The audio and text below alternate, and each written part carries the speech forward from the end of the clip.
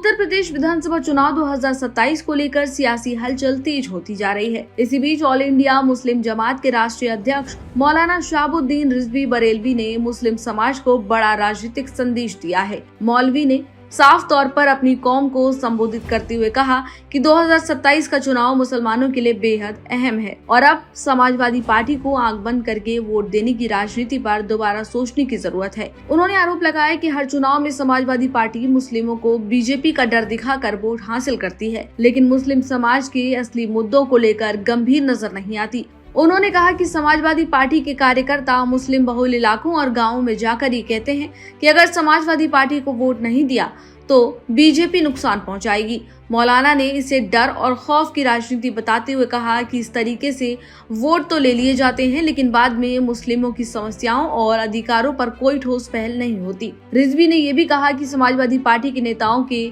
BJP नेताओं के साथ अच्छे संबंध हैं।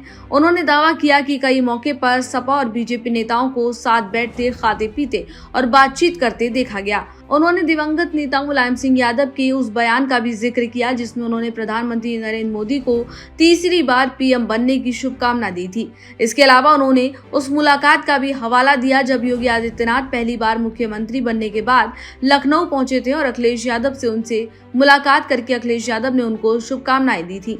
मौलाना ने ये भी कहा कि सपा का दूसरा चेहरा दिखाता है कि एक तरफ बीजेपी का दोस्ताना संबंध है और दूसरी तरफ मुस्लिम समाज का डर का माहौल बनाकर वोट लेने की कोशिश कहीं न कहीं लगातार समाजवादी पार्टी की तरफ से की जा रही है।